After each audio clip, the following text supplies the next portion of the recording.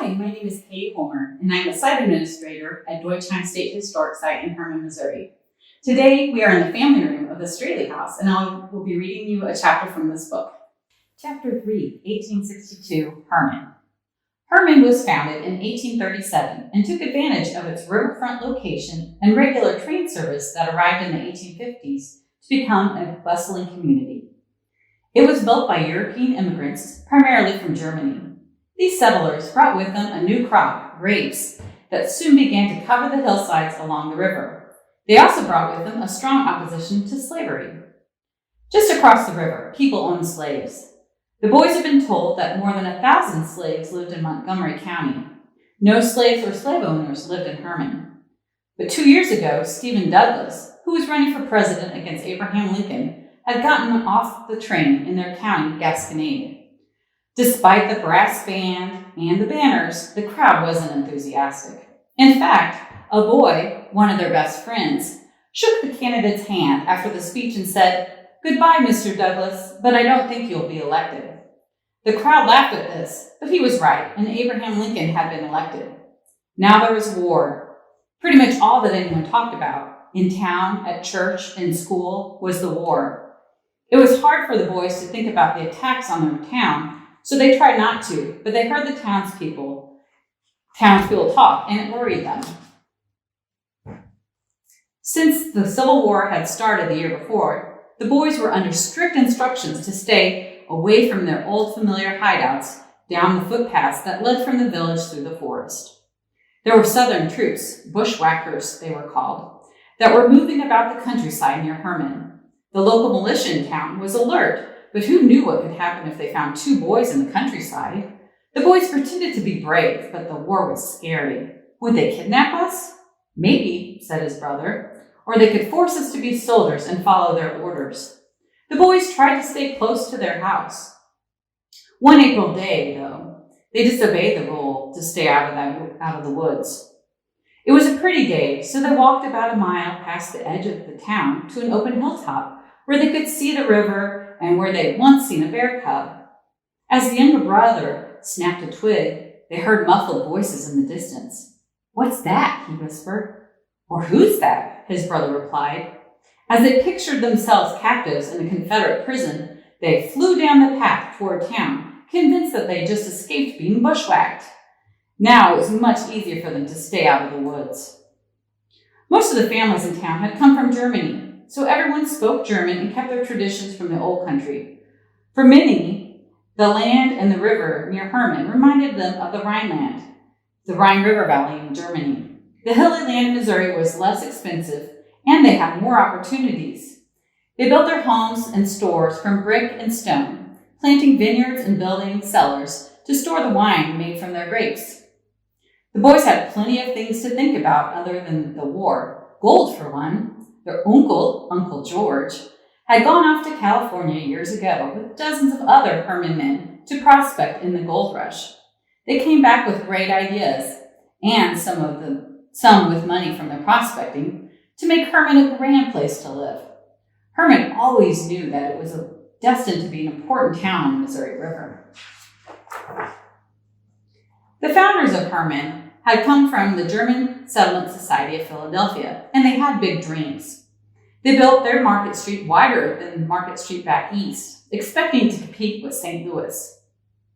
The boys knew that dreams and big plans were welcome in their hometown. They were ready for adventure, like gold or grapes.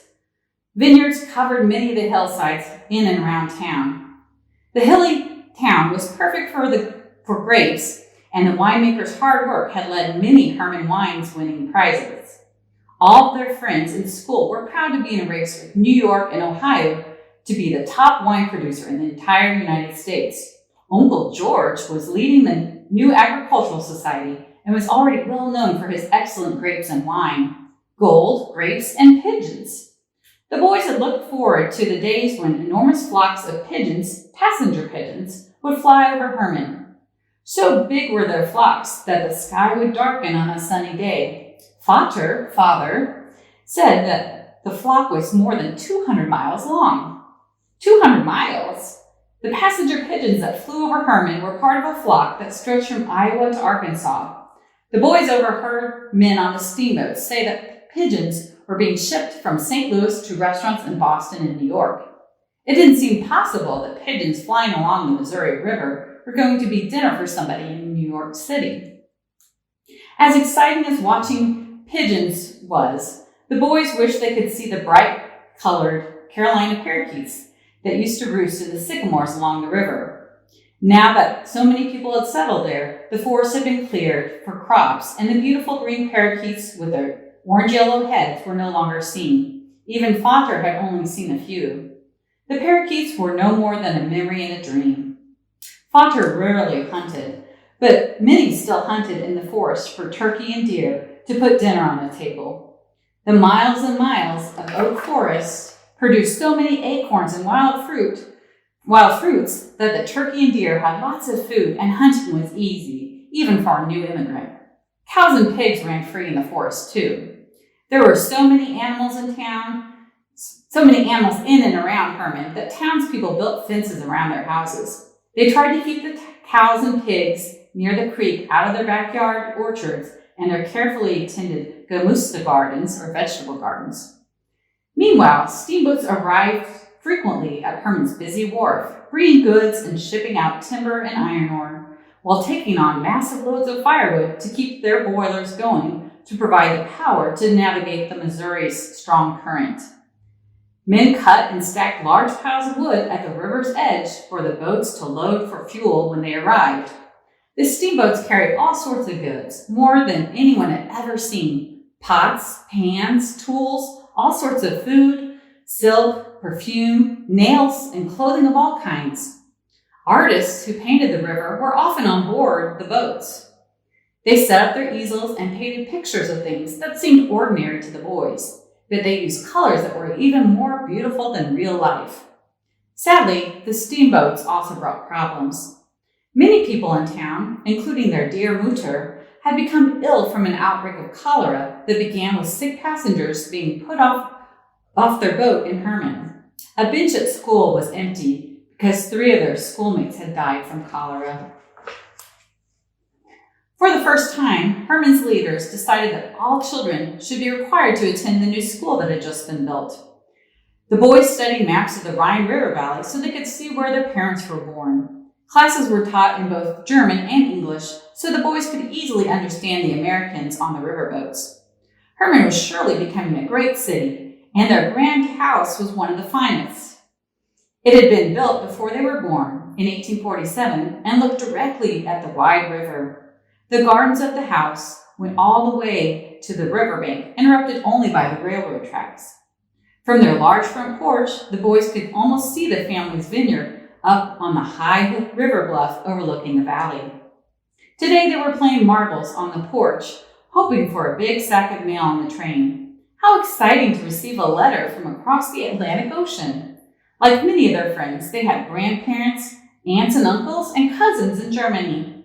The boys' parents had left everyone to start a new life.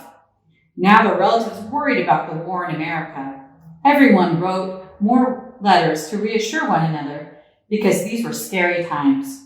Reading letters from Oma and Opa in German was good practice, too. The boys wrote back in German. Someday soon, they hoped, the war would end, the slaves would be freed, and Herman would become an even more magical and exciting place to live.